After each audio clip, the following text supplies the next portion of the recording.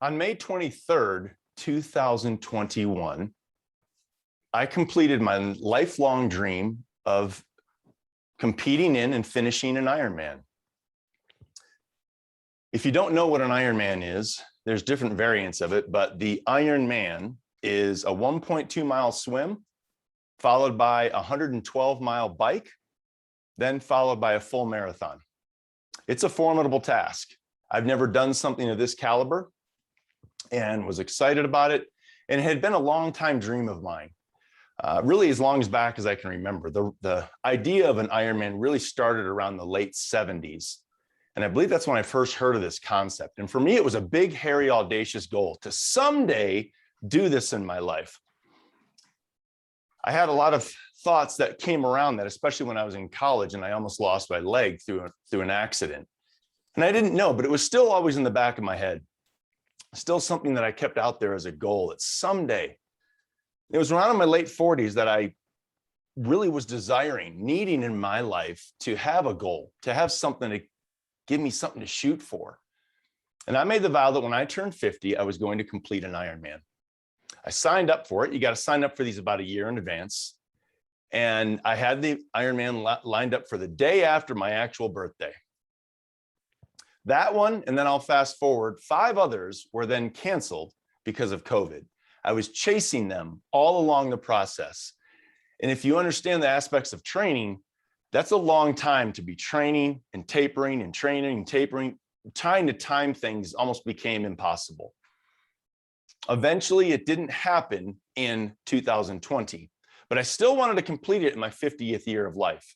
So May 23rd was the next one I could do. 2 months before then, I fell and broke my shoulder. Oh boy. Actually, one of the first thoughts when I broke my shoulder, when I was lying there on the ground was, oh, all that training. Here's the thing. I got to the race. I had done some therapy on my shoulder. I did it. All right, did the swim. I'm 80 miles into the bike and my bike blows up. The derailleur comes off. If you're a cyclist, that's a big deal. It's kind of like your engine blowing up in your car. And I was distraught. I didn't know what to do. The support for the race was way too thin to be able to get to me in time. It would take an hour or two. I knew that. So I went to the support people. I said, here's my jersey number. I'm going on. I didn't know what I was going to go on to do. I couldn't pedal. So here I am with my bike and I'm pushing with one foot as I go along. I did that for 7 miles and it took about 3 hours. Finally, a motorcyclist support person comes up, helps me. We get my bike to where it's a single gear bike and I finish the cycling ride. I get to T2, transition 2, where all of the other bikes now, I'm now in the very tail end of athletes. I get off my bike and I start this marathon and I'm in pain. My legs had gotten defeated from such a high gear cycling towards the end. I mean, I'm doing this, you know, I'm sore, but I'm going. I go about 2 miles and I realize I got to walk some. So I start walking, I start running, and a lot of athletes are doing that at this point. And then I start to hear talk of, oh, I sure hope we can make the cutoff. Now, somewhat respectfully and humbly, I never really even thought about the cutoff time because my training time said, oh, I was going to make that no problem.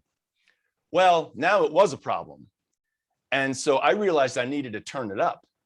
And I got to about mile 13 and I suddenly realized I'm not going to make it. I'm not going to be able to make it within the 17 hours. I was very down, very discouraged.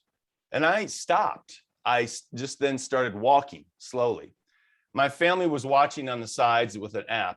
And now my wife, who knows me, she knew what I was thinking. She came, she found me. She gave me some encouraging words, but what really drove me was she said, Paul, so many people are calling and asking about you and cheering you on. And then what really got me right in the center of my heart was when she said to me, and your dad's calling too. He's watching you. Now, men of all natures that I know have different relationships with their fathers. But for me, that was a very powerful thing to hear. My wife had to leave. She was double parked. I had a conversation with my soul that I think is unlike any others. And my soul treated me a little bit different this time too. It's normally can sort of beat me up. But it said to me, you know, Paul, we might be able to do this. We might. But if not, I want you to know it's okay. I'm proud of you, and you've done a good job no matter what. I had, at this point, a 12-minute deficit. And if you're a runner, I had about 13 miles to go. That's a lot to make up. I'll fast forward and let you know that I finished the race in the time lot with 5 minutes to spare. And getting that medal going through the finish line had a huge significance to me. Yes, I was almost at the timeline. I had planned to do a whole lot better, but I made it. This was not just a simple aspect of training for a few months, or even what ended up being 18 months of training, which was a long time to train. It was a lifelong process for me. And it was a goal. It doesn't matter what it was. For me, it was the Ironman. Could have been anything else. And all of you have goals, or you're thinking of goals, or you're going to get new goals. I took away from this a few different things. One thing that I really took away from it that really struck me was people are kind. All along the way, I encountered kind people that were encouraging. And especially when we're working for a similar cause together, in this case, finishing this race. The other thing I learned, particularly with my bike, don't do any last minute changes right before your race. I know that. But once again, another learning opportunity to take that in.